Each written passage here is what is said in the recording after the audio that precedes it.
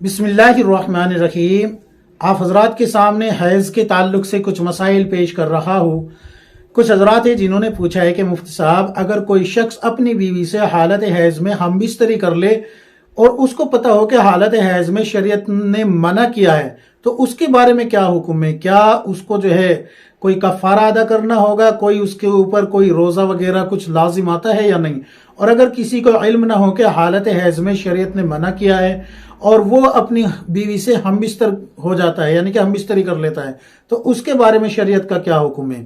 تو دیکھیے، میں آپ کو پہلے کچھ اصولی باتیں سمجھا دیتا ہوں تاکہ مسئلے کو سمجھنا آسان ہو جائے۔ دیکھیے، اللہ رب العزت نے ہم بستری کو حالت حیض میں قرآن میں حرام قرار دیا ہے، اور اسی طریقے سے اللہ نے خنزیر کو حرام قرار دیا ہے، شراب کو حرام قرار دیا ہے، سود کو حرام قرار دیا ہے۔ ان ساری چیزوں کو اللہ نے حرام قرار دیا ہے۔ جیسے کہ اگر کوئی انسان خنزیر کو حرام سمجھتے ہوئے نجس اور ناپاک سمجھتے ہوئے، شراب کو حرام سمجھتے ہوئے نجس اور ناپاک سمجھتے ہوئے کام اس کو یعنی کہ پی رہا ہے اور کھا رہا ہے اور وہ مسلمان ہے، تو یاد رکھے اس کا ایمان نہیں گیا، یہ فاسق اور فاجر بن گیا، اس کا ایمان باقی رہا۔ لیکن اگر یہ ان چیزوں کو پاک یا حلال سمجھ کے کھائے تو پھر اس کا ایمان ختم ہو جائے گا، پھر اس کا کیا ہوگا؟ ایمان ختم ہو جائے گا۔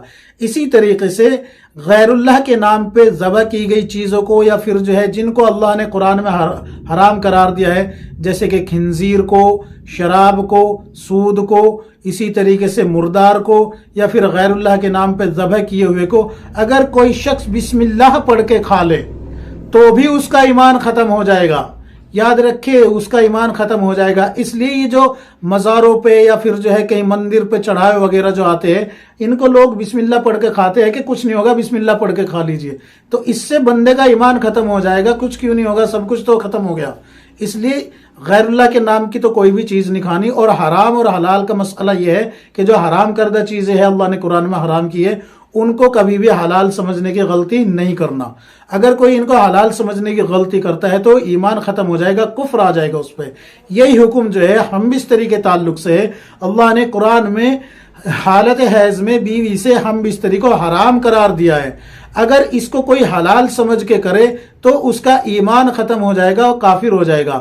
اور اگر حرام سمجھ کے ہی کیا ہے، شہوت کا غلبہ تھا، لیکن پتہ تھا کہ یہ میں حرام کر رہا ہوں، حالانکہ بیوی تھی لیکن حالت حیض میں تھی، اور اس نے اس کو حرام جاننے کے باوجود حالت حیض میں ہم بستری کی، تو اب اس کے اوپر استغفار لازم آ جاتی ہے۔ یاد رکھیے، استغفار کرنا اس کے اوپر لازم آ جاتا ہے، میاں اور بیوی دونوں پہ۔ یاد رکھے، دونوں پہ آتا ہے لازم، دونوں پہ لازم ہے۔ اور مستحب یہ ہے کہ اگر حالت حیض کے شروع کے زمانے میں، یعنی کہ جس دن حیض شروع ہوا یا ایک دن گزرا تھا اور مدت کا ابھی وقت باقی تھا، تو ان حالتوں میں 1 دینار صدقہ کرنا، 1 دینار شوہر صدقہ کرے اور 1 دینار بیوی صدقہ کرے، 1 دینار دونوں کو صدقہ کرنا یہ مستحب ہے۔ استغفار تو کرنا ہی کرنا ہے، اگر وسعت اللہ نے دی ہے تو یہ دینار صدقہ کرنا آپ لوگوں کے لیے مستحب ہے۔ اور اگر حالت حیض کے آخری زمانے میں مثلاً کہ کل پاک ہونا ہے یا آج رات کو ہم بستری کی اور صبح تک پاک ہو جانا ہے، غسل کرنا ہے، اگر اس حالت میں کوئی اپنی بیوی سے ہم بستری کر لیتا ہے تو استغفار کے ساتھ ساتھ، یاد رکھے حرام جانتے ہوئے، تو استغفار کے ساتھ ساتھ اس کے اوپر، دونوں کے اوپر آدھا دینار صدقہ کرنا مستحب ہے، یعنی کہ ان دونوں کو آدھا دینار صدقہ کرنا مستحب ہے اگر یہ مالدار ہے، یعنی کہ اللہ نے ان کو وسعت دی ہے۔ اب اور مسائل میں آپ کو جو بتا رہا ہوں، اگر عورت حالت حیض سے، یعنی کہ حیض بند ہو گیا اور بغیر غسل کیے شوہر ہم بستری کر لیتا ہے تو یہ بالکل منع ہے۔ لیکن اگر عورت پہ ایک نماز کی قضا ہو جاتی ہے، یاد رکھیں، اگر کسی عورت کو 10 دن حیض آیا، اس کے پہلے کی بات کر رہا ہوں میں، 3 اور 10 دن کے بیچ میں، مثلاً کسی کو 9 دن آیا، 8 دن آیا، 7 دن آیا، 5 دن آیا، اگر یہ عورت کو حیض آیا اور بند ہو گیا اور اس نے غسل نہیں کیا، اس کے ذمے ایک نماز قضا آ گئی، تو اگر اب شوہر اس سے بغیر اس کے غسل کیے ہوئے ہم بستری کر لیتا ہے ایک نماز قضا ہونے کے بعد، تو پھر اس کے لیے بغیر غسل کے ہم بستری کرنا جائز ہے۔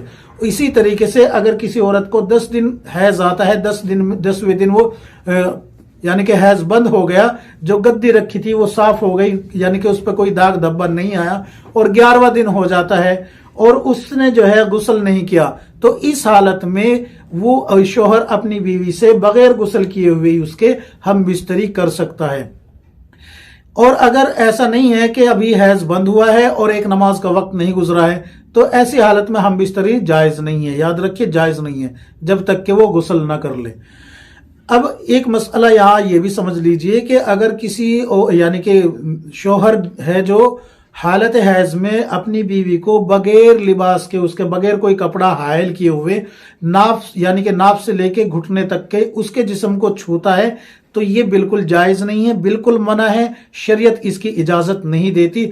ہاں اگر بیوی نے کپڑے پہن رکھے ہیں اور کپڑے کے اوپر سے اگر چھو لیتا ہے تو اس کی گنجائش نکلتی ہے، لیکن بہتر یہ ہے کہ اس وقت میں نہ چھوئے، کیونکہ شیطان کھلا دشمن ہے، وہ برگلائے گا، بھڑکائے گا، شہوت بھڑکے گی، جس کی بنا پہ گناہ کبیرہ کا ارتکاب ہوگا۔ یاد رکھے ایسا نہیں ہے کہ آپ ہی آپ بھڑکے، بیوی بھی بھڑک سکتی ہے، کسی کے بھی ساتھ یہ مسئلہ ہو سکتا ہے دونوں میں سے۔ اسی لیے شریعت نے حکم دیا ہے کہ حالت حیض میں بیویوں سے الگ ہو جاؤ۔ الگ ہونے سے مراد یہ نہیں کہ آپ جو ہے ان کو تنہا چھوڑ دو، نہیں، بلکہ حالت حیض میں آپ کھا سکتے ہیں، ان کے ساتھ پی سکتے ہیں، بیٹھ سکتے ہیں، ہنسی مذاق کر سکتے ہیں، لیکن ہم بستری یا شہوت بھڑکنے والے کوئی بھی بات نہیں کر سکتے، کوئی بھی ان سے جو ہے ایسے یعنی کہ وہ کام نہیں کر سکتے جس سے کہ آپ کی شہوت بھڑک جائے اور آپ گناہ کا ارتکاب کر بیٹھے۔ اسی لیے اللہ نے حکم دیا ہے کہ الگ ہو جاؤ، تو اس کا مطلب یہی ہے کہ آپ تھوڑے دنوں کے لیے جب تک حیض ہے یا تو بستر الگ کر لے یا تھوڑا سا فاصلہ کر کے لیٹے۔ باقی کھانے پینے کی تمام اجازتیں شریعت نے دی ہے۔ امید ہے کہ یہ تمام مسائل آپ سمجھ گئے ہوگے۔ یہ مسائل جو میں نے بتائے ہیں تحفہ خواتین، یہ کتاب اس کو کھول کے دیکھ لیجئے۔ اسی طریقے سے خواتین کے شرعی احکام، اس کو کھول کے دیکھ لیجئے۔ خواتین کے فقہی مسائل، اس میں بھی آپ کو یہ تمام مسائل مل جائیں گے۔ اسی طریقے سے مسائل مستورات کتاب ہے، اس میں بھی آپ کو یہ تمام مسائل مل جائیں گے۔ امید ہے کہ اللہ تبارک و تعالی ہم سب کو کتاب و سنت کی روشنی میں زندگی گزارنے کی توفیق عطا فرمائے گا۔ اللہ سے دعا کیجیے کہ اللہ رب العزت ہم سب کو صراط مستقیم پر چلنا آسان فرمائے، تقوی اور طہارت والی زندگی عطا فرمائے، کتاب و سنت کے مطابق زندگی گزارنے کی توفیق عطا فرمائے۔ آمین یا رب العالمین۔